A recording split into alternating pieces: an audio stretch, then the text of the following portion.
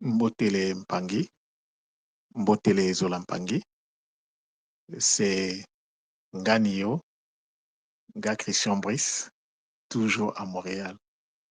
C'est un plaisir énorme de vous retrouver après ce merveilleux sommet que nous avons passé ensemble. C'est des moments inoubliables et des moments qui marquent notre cheminement dans la matière.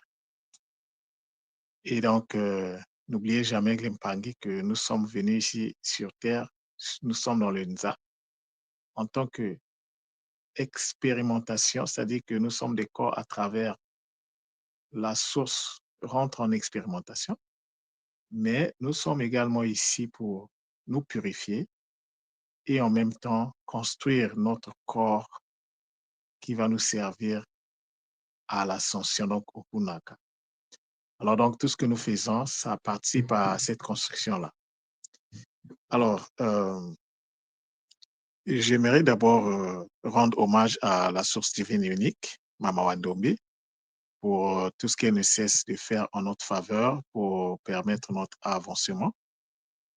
Et je rends donc à cet effet hommage à toutes ces dimensionisations et en particulier Tuchidiatia parce que je travaille beaucoup avec lui. Tout ce que je fais essentiellement rentre dans le contexte du Kimazayu, donc de la connaissance ancestrale Congo. Et donc, mais je n'oublie pas Mama Mayang parce que si Mayangi n'est pas là, la vie n'a pas de sens. C'est comme une nourriture qui n'a pas de sel, qui n'a pas d'épices. Donc, mais je n'oublie pas toutes les autres dimensionisations qui participent également pour notre bonheur, pour notre bien-être ici sur Terre. Alors, comme vous le savez, avant de commencer mon propos, j'aimerais revenir sur le petit kaboula que j'ai fait hier au sujet donc de la fin des signes que j'ai perçus à travers donc le lever, le coucher du soleil hier. Et aujourd'hui, j'ai jeté un coup d'œil et le lever du soleil est toujours à 7h32, alors que le coucher est maintenant à 16h17. Hier, c'était à 16h16 et aujourd'hui, c'est à 16h17. Et donc, ça veut dire que le coucher, le lever n'a pas bougé et c'est plutôt le coucher qui a bougé. Qu'est-ce que ça veut dire? Ça veut dire justement, comme tout m'a dit, qu'il faut que le soleil noir s'incarne. Et donc, nous sommes en train de répartir. Donc, le soleil noir va s'incarner ou s'est incarné aujourd'hui. Et donc, nous sommes en train de répartir vers la remontée du soleil parce que nous étions le 23, c'était le point le plus bas du soleil dans l'hémisphère nord. Donc, le soleil était descendu dans son point le plus bas. C'est pour ça, par exemple, si tu vas à l'extérieur, si tu connais l'heure, par exemple, le lever du soleil, si tu regardes, le soleil, surtout au Canada, ici à Montréal, n'est même pas perceptible. Hein, tu vas voir qu'il y a la clarté du jour, mais le soleil lui-même, tu ne le vois même pas. Alors, donc, c'est pas ça la communication que j'ai à faire aujourd'hui. Ma communication va se baser sur les nouvelles orientations de l'école à travers donc l'examen ou donc oui à travers l'examen du mot Zikwa.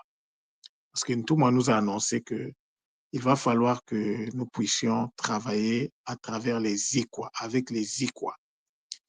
Et les Zikwa ici, j'en avais déjà en passant touché un mot, mais j'aimerais quand même un peu l'expliquer au Mpangi afin que nous puissions sortir du fonctionnement mécanique et rentrer dans la compréhension de tout ce que nous faisons. Donc, ce n'est pas un hasard si Ntouma a choisi ce mot-là. C'est un mot qui est lourd de signification, lourd de sens, mais il faut toujours savoir qu'un mot, ce n'est pas seulement un mot. Un mot, c'est des mécanismes derrière. Un mot, c'est un guide. Donc, Zikwa, c'est déjà un guide avec lequel nous allons travailler. Alors, nous devons comprendre des énergies qui sont derrière, qui permettent donc qui ont permis donc à ce que cette conscience-là émerge. Et donc, à travers la compréhension profonde du mot Zikwa, nous allons comprendre les processus de fonctionnement qui sont derrière. Et si on comprend les processus de fonctionnement, on va savoir la finalité. C'est quoi en fait le but d'un Z, quoi. On va essayer, je vais faire de mon mieux pour essayer un peu de l'expliquer. Donc, si je prends le mot lui-même aujourd'hui dans la compréhension donc, superficielle, mais je me rends compte que non, même en fait, le mot dans sa superficialité nous fournit des informations incroyables. Et donc, lorsqu'on rentre dans la profondeur d'un mot, ça nous permet d'aller retrouver les éléments qui expliquent, par exemple, la définition qu'on associe à un mot. Et un mot peut avoir plusieurs définitions. C'est le cas du mot zikwa. Alors, zikwa, ça veut dire quoi? Zikwa, ça veut dire foyer, c'est-à-dire un endroit où on allume le feu. Ça veut dire aussi cheminée. Ça renvoie donc au feu, au fourneau. Donc, zikwa, c'est là où nos mamans préparent la nourriture. Donc, je vous renvoie au makuku matatu. Donc, l'élément qui revient à l'élément central ici, c'est le feu. Et quand on dit le feu, on parle énergie. Et lorsqu'on dit énergie, il n'y a pas deux ou trois énergies sur Terre, il n'y en a qu'une seule. C'est le A, l'énergie dimensionnelle, c'est A. Ceux qui suivent les cours avec moi, ils doivent normalement maîtriser cette notion-là du A. Parce que c'est une notion sur laquelle je reviens souvent, je l'explique en se fondant sur plusieurs postures. Donc, zikwa, c'est un mot pluriel. D'abord, pour le décomposer, on a le zi, on a le ku et on a le a. Donc, c'est un mot qui est tridimensionnel. Alors, le zi ici, ça renvoie euh, au déterminant les. Donc, les et ku ici, c'est le mot pour, c'est le même mot qu'on utilise lorsqu'on parle de makuku. Donc, un ku ou coucou. Donc, kou ici, ça renvoie à coucou. Mais coucou, qu'est-ce que ça veut dire? Le coucou, c'est la pierre qu'on utilise, mais on peut aussi dire coup. Hein? Donc, un coup, c'est la pierre qu'on utilise pour. On va donc placer les pierres et on va mettre donc la marmite et allumer le feu en bas. Donc, c'est l'un des éléments constitutifs du foyer. Donc, mais ici, nous avons le A à la fin. Donc, le A à la fin renvoie donc à l'énergie. Alors, si on revient au mot coût, nous savons que coût symbolise la canalisation. Donc, les ICU ont pour objectif de canaliser l'énergie. Donc, c'est un ziku ou un zikwa, c'est un endroit où on canalise l'énergie. Je l'ai dit souvent et tout le monde le dit à plusieurs reprises que la loi de la correspondance veut que ce qui est en haut soit comme ce qui est en bas, ce qui est caché soit comme ce qui est révélé, ce qui est à l'intérieur est comme ce qui est à l'extérieur. La loi de la correspondance ne s'arrête pas seulement à dire ce qui est en haut est comme ce qui est en bas. Non. Il y a plusieurs données donc, qui rentrent en ligne de compte, mais c'est juste parce que lorsqu'on dit correspondance, nous comprenons que A et A', c'est la même chose. Vous voyez? Ce qui est à l'intérieur est comme ce qui est à l'extérieur. Ce qui est caché est comme ce qui est révélé. Donc, si tu comprends le révélé, tu comprends le caché. Si tu comprends ce qui est à l'intérieur, tu peux comprendre ce qui est à l'extérieur. Si tu comprends ce qui est à l'extérieur, tu peux comprendre ce qui est à l'intérieur. Si tu comprends ce qui est en bas, tu peux comprendre ce qui est en haut. Comment ça se passe en haut? Donc, c'est ça qu'on appelle la loi de la correspondance que nous, malheureusement, nous répétons mécaniquement. Donc, comme j'ai dit tantôt, nous devons sortir de la mécanicité dans la compréhension. La compréhension doit être maintenant basée sur une certaine doit être basée sur des mécanismes, donc sur une certaine souplesse. Et quand la souplesse manque, donc c'est la mécanique qui prend la place.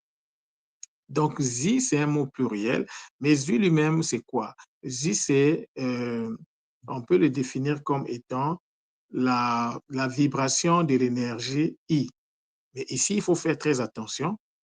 Euh, c'est une autre forme en fait, le zi ici, bon, je ne sais pas si je dois le dire, mais non, je vais pas quand même le dire, mais retenez quand même que le zi, c'est le pluriel ici. Donc, ku renvoie à la canalisation. Alors, le a renvoie à l'énergie. Donc, là, on vient de comprendre ce que ce mot-là veut dire.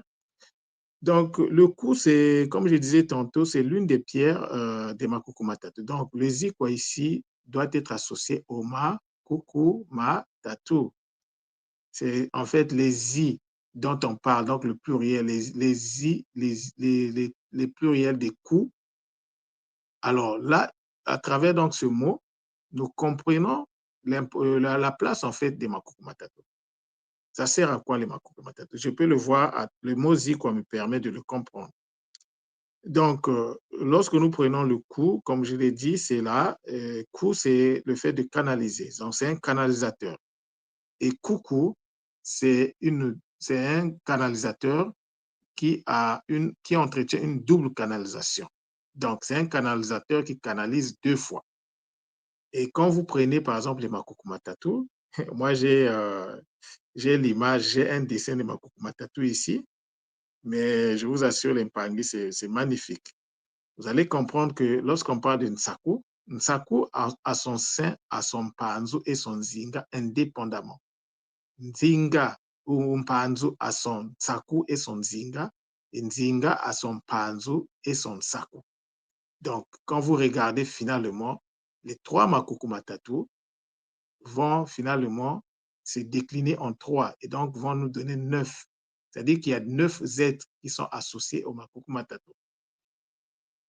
Parce que chaque pilier représente un 3. Donc, il y a 3, 3, 3. Et donc, ça donne 9. Donc, ainsi quoi, donc à partir de tout ce que je viens d'énoncer, c'est un lieu de canalisation multidimensionnel, multiforme de l'énergie. Ça veut dire quoi? Ça veut dire que puisque nous allons travailler avec les Iquois, donc nous serons des membres des Iquois. Alors, ça va demander que nous puissions avoir une attitude juste. Si on n'a pas l'attitude juste, nous devons rentrer dans un kisal qui va nous permettre d'avoir une attitude juste. Ça, ce sont les prérequis. Hein. En passant, je n'ai jamais communiqué avec tout le monde au sujet de ça, mais je vous donne le message par rapport à ce que j'ai reçu. Donc, être membre d'un Zikwa, ça va demander une posture matique, une posture équilibrée. Ça va demander un engagement de soi, envers soi et envers le Nza. Donc, il y a des choses à faire et des choses à ne pas faire lorsqu'on est membre d'un ZIC. Cela revient à dire qu'il y a un travail à faire sur soi. Et faire le travail sur soi va demander de l'ouverture envers soi-même. Donc, il faut avoir un esprit critique. Il faut développer ce qu'on appelle l'autocritique. Et parce que tu ne peux pas aller critiquer les autres. Je ne dis pas que le but, c'est de critiquer, mais celui qui n'a pas l'autocritique ne peut pas manifester le zola pour l'épargne. Ça veut dire que si tu passes ton temps à parler du mal des autres ou à avoir des mauvaises pensées sur les autres, tu peux parler du zola comme tu veux. Le zola ne fait pas encore partie de ta nature. Parce que le zola veut que, au lieu de renvoyer la faute sur les autres, tu puisses d'abord te regarder, t'examiner toi-même pour savoir quels sont tes propres défauts, qu'est-ce que tu peux faire comme travail dans ta propre vie. Aujourd'hui, c'est une très, très bonne chose que tout le monde parle Zola. Il n'y a qu'à lire nos messages. Nos messages sont bourrés de Zola. Je pense qu'actuellement, c'est le mot Zola et bonheur, c'est les mots les plus utilisés. C'est déjà une très, très bonne chose. Maintenant, on doit faire un qui salue sur soi pour que nous puissions vibrer au même niveau que le mot Zola.